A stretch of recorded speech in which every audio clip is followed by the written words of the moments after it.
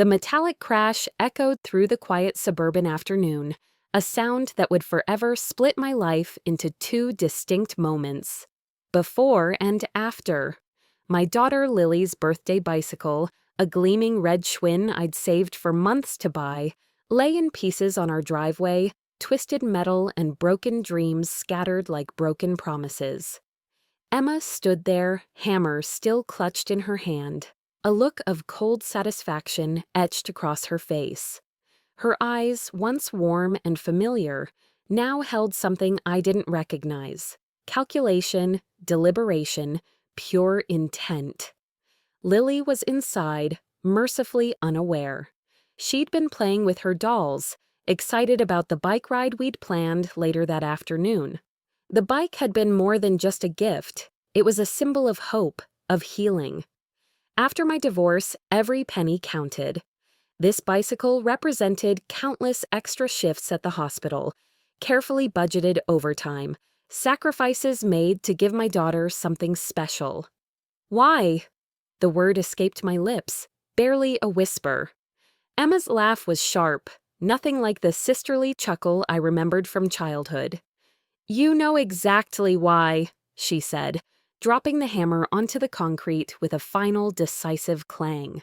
But I didn't know. Not really. Our relationship had been complicated for years, a tangled web of unspoken resentments and half-remembered slights. Our parents' messy divorce had torn us apart long before my own marriage fell apart. Yet this felt different. This was deliberate, personal. The bike's handlebars were bent at an impossible angle, the beautiful red paint now scraped and gouged. Each mark felt like a personal wound. Lily loved this bike. She'd named it Ruby the moment she first saw it, her small hands caressing the frame with a tenderness that broke my heart. I could hear her inside, singing to her dolls, completely unaware of the destruction waiting just outside the window. How could I tell her? How could I explain that her aunt, the same woman who'd brought her chocolate on every visit, who'd once promised to always protect her, had methodically destroyed her most treasured possession? Emma remained silent, watching me. Her stance was challenging, almost daring me to react. Years of family history pressed down on us, generations of unresolved conflicts, of pain passed down like a bitter inheritance. My mind raced. This wasn't just about a bicycle. This was a message, a declaration of something deeper, more painful, something that had been brewing between us for years, something that had finally erupted into this moment of calculated destruction. Lily's innocent laughter drifted from inside the house, a stark contrast to the violence of the scene before me. One moment of pure childhood joy, completely unaware of the storm brewing just beyond her world of dolls and imagination. I took a deep breath. Emma watched. The broken bicycle lay between us, a testament to something far more complex than a simple act of vandalism. The silence after Emma's departure was deafening. I stood motionless, the broken bicycle a brutal metaphor for our fractured family.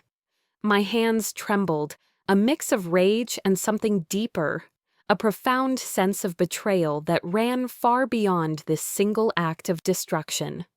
Our history wasn't simple. Emma and I were never the stereotypical close sisters of family movies.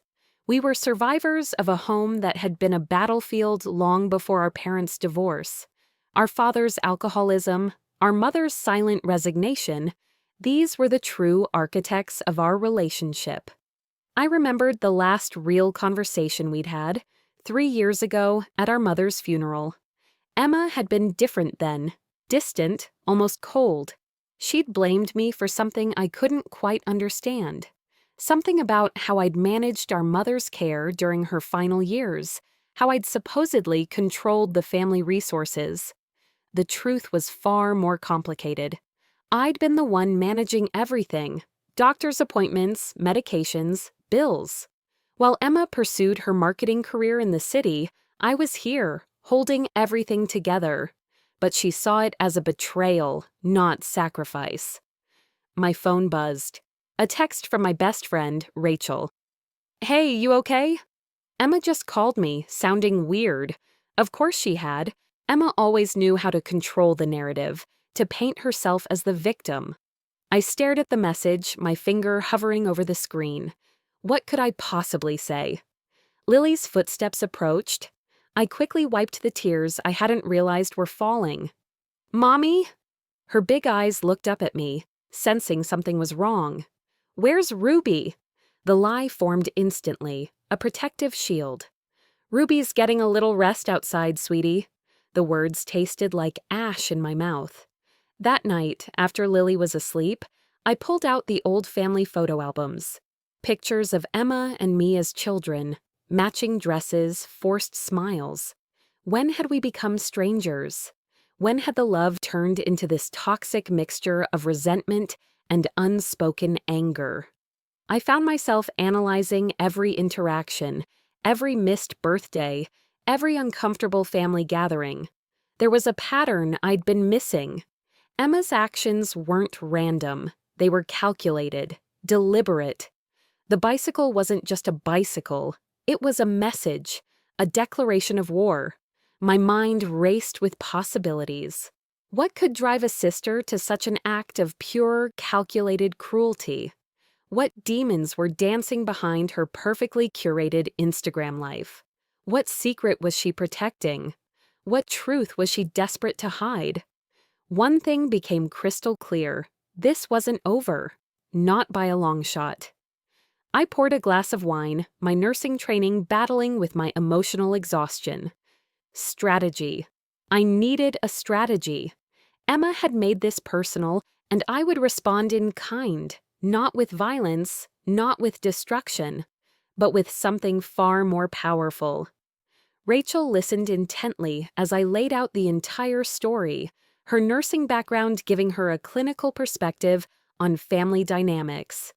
We sat in my kitchen, coffee growing cold between us, the weight of my sister's betrayal hanging in the air. "You can't just react," Rachel warned.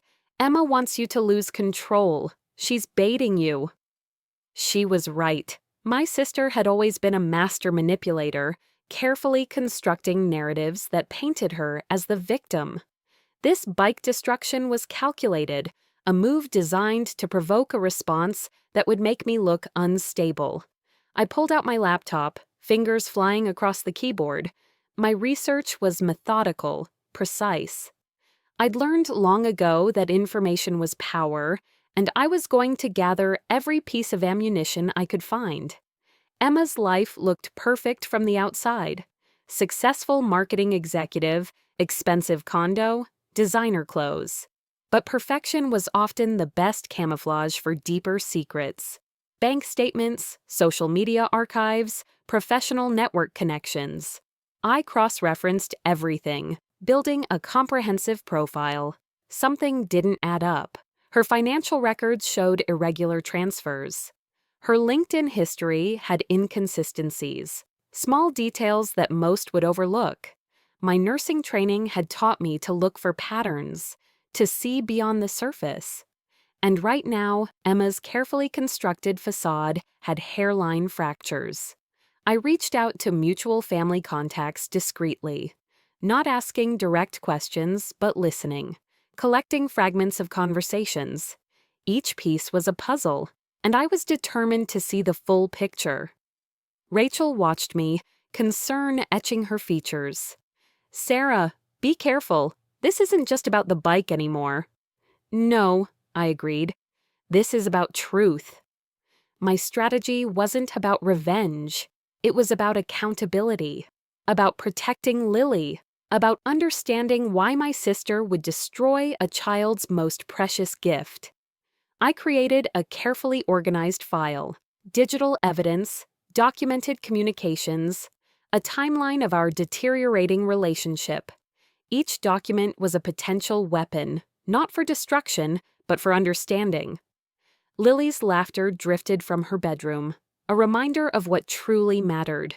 This wasn't about me. This was about creating a safe world for my daughter. "I'm going to expose her," I told Rachel, "not through anger, through truth. Her silence spoke volumes. We both knew the line between justice and revenge was razor thin. The plan was taking shape, methodical, precise, strategic. Emma thought she had the upper hand. She was about to learn that a mother protecting her child was the most formidable force in the universe. One thing was certain: this was far from over. The family gathering was inevitable. Our uncle's 70th birthday, one of those events where dysfunction masquerades as celebration. I dressed Lily in a navy blue dress, her hair perfectly braided, a shield of innocence against the potential battlefield. Emma arrived late, as always. Her entrance was calculated, designer heels clicking against the hardwood, a predatory smile playing on her lips. She kissed our uncle, hugged our cousins, performed her perfect family routine. "Sarah," she said, her voice honey-coated with false warmth. "Lily looks adorable." I watched her, every muscle tense. The information I'd gathered was a weight in my mind. Bank statements showing unexplained transfers, inconsistent work records, a web of small lies carefully constructed. Our uncle noticed the tension. "Everything okay between you two?" Before I could respond, Emma laughed, a sound that used to be genuine, but now rang hollow. "Just sister stuff, right, Sarah?" Lily tugged at my hand. "Mommy, can I show Aunt Emma my drawing?" The innocence of the moment was a stark contrast to the undercurrent of tension. I saw Emma stiffen almost imperceptibly. Something was off, more off than the bike destruction. I'd discovered something during my research, a pattern of financial irregularities that went beyond simple sibling rivalry. Emma's perfect life was built on a foundation of carefully constructed deceptions. "Actually," I said, my voice calm, "I think we need to talk." The room went silent. Cousins exchanged glances. Our uncle looked confused. Emma's smile flickered, just for a moment, but I caught it. "About what?" she asked, but there was a tremor in her voice. I pulled out a manila folder, printed bank statements, email trails, professional records with discrepancies. Not accusatory, just facts. Cold, hard evidence of a life built on manipulation. "You want to explain these?" I asked. Emma's face changed. The perfect marketing executive mask cracked. For the first time, I saw fear. Our uncle moved closer. "What's going on?" The revelations came in layers. Emma had been embezzling from her marketing firm. Small amounts, carefully hidden. The bike destruction wasn't just about hurting me. It was a distraction, a way to redirect attention from her own mounting problems. "I can explain," she started, but the words sounded hollow. Lily watched, sensing the tension but not understanding. I pulled her close, protecting her from the family storm brewing. "No," I said quietly. "You're going to explain everything." The room felt electric. Years of family secrets, of unspoken tensions, of carefully maintained facades were about to come crashing down. Emma's perfect life was unraveling, and I was the one holding the thread. Our uncle looked between us, decades of family history reflected in his eyes. "Sarah," he said softly, "are you sure about this?" I looked at my daughter, at my sister, at the family that had always been more battlefield than sanctuary. "Yes," I said, "I'm absolutely sure." The aftermath was nothing like I'd imagined. Confrontation rarely follows the neat narratives we construct in our minds. Emma's life unraveled quickly. The embezzlement wasn't just a small indiscretion, it was a carefully orchestrated scheme spanning 3 years. Her marketing firm conducted a full internal investigation. Colleagues she'd considered friends became witnesses.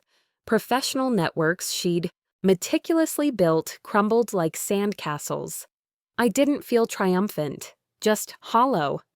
Our uncle, the family patriarch, took charge with a quiet determination that surprised everyone. He wasn't angry, He was methodical. A retired judge, he understood the nuances of accountability better than most. "We handle this internally," he told me, his voice a mix of disappointment and resolve. "Family protects family, but family also holds itself accountable." The legal proceedings were brutal.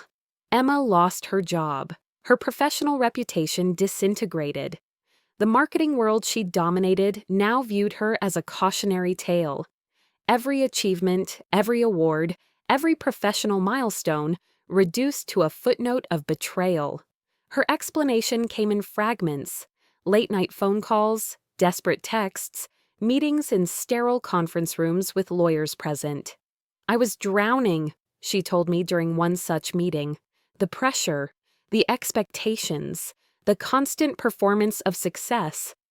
I thought about Lily, about the bicycle, about the innocence she represented.